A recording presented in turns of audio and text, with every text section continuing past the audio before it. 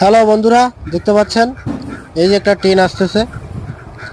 এটা হলো new Alipur Sealdah গামী Teesta Torsa express.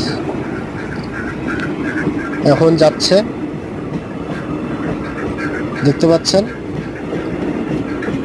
Uttarbanga এবং দক্ষিণবঙ্গের কানেক্টেড গাড়ি, বিখ্যাত এবং ঐতিহাসিক পুরানা ট্রেন এটা।